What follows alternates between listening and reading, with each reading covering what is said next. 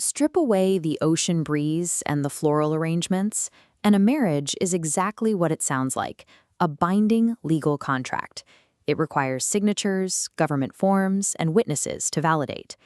By the time couples navigate out-of-state permits, flight itineraries, and standardized municipal vows, the sheer weight of these logistics can completely bury the actual intimacy of the commitment they are making. For decades, couples have traveled to the islands of Hawaii seeking an escape from that clinical reality. They look for an idyllic, natural backdrop to anchor this major life transition. But simply swapping a courthouse for a crowded shoreline doesn't automatically make the event meaningful. The real challenge is taking a standard legal procedure and shaping it into an authentic reflection of two specific people. To accomplish this, a ceremony has to move past standard mandated vows. It requires the integration of tactile, physical rituals and carefully chosen literature to fill the gaps where standard language fails.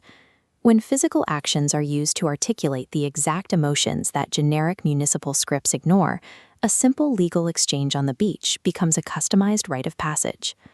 This customization usually starts with rituals of illumination, most commonly the unity candle ceremony. The mechanics are straightforward.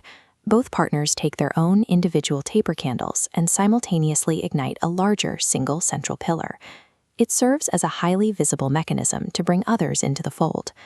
Couples often have their parents or their children light the initial tapers, visually representing the blending of distinct lineages into one unified family unit. Ceremonies often progress to rituals of binding and protection, like the veil and cord ceremonies. During the cord ceremony, sponsors place a silk cord loosely around the couple's shoulders. The cord is deliberately arranged into an intersecting figure 8. It acts as a mathematical representation of infinity, physically wrapping the couple in an everlasting bond. A similar physical exchange happens with the aras, or the coin ceremony. The officiant hands exactly 13 coins to the groom, who then lets them flow into the cupped hands of the bride. Those 13 coins signify a commitment to shared prosperity and fidelity. The transfer from hand to hand represents a mutual promise that they will always provide for one another's needs. These choreographed movements take abstract concepts like lifelong support and unity and turn them into tangible physical memories, embedding deep meaning directly into the event's structure. For the final category, growth and transformation, couples turn to nature to symbolize their shared trajectory.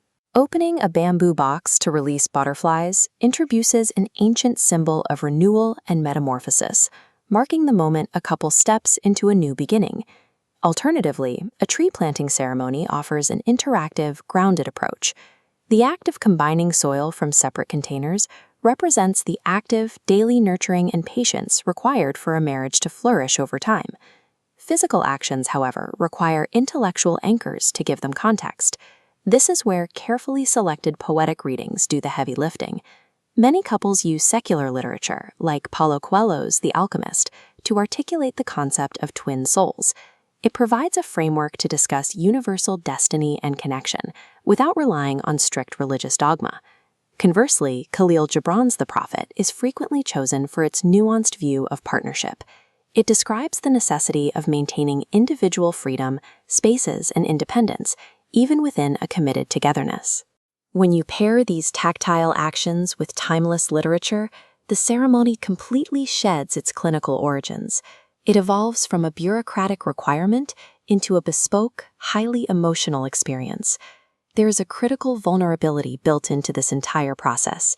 Intricate rituals and profound poetry will fall flat if the couple is distracted by performance anxiety, fumbling for rings, or trying to remember their cues. The structure requires an expert guide. An experienced officiant, like Reverend James Chun, acts as the invisible architect and the stabilizer of the entire ceremony. This role is highly operational. It means quietly securing beach permits in advance, providing discreet physical cues to the couple so they know exactly where to stand, and carefully controlling the pacing of the event. An experienced officiant weaves the distinct readings and physical rituals together smoothly, ensuring the progression feels entirely natural to the guests, rather than a rehearsed checklist of events. Being truly present during your own wedding is rarely an accident. It is the direct result of relinquishing logistical control to a master guide, allowing the couple the freedom to simply exist in the moment. A destination ceremony should be a seamless, intimate milestone. When executed correctly, it allows a couple to leave the stress behind and begin their shared life together on an absolute high note. To start planning your own ceremony, visit hawaiiweddingminister.com and follow @OahuMinister on Instagram, and subscribe to the channel for more island wedding inspiration.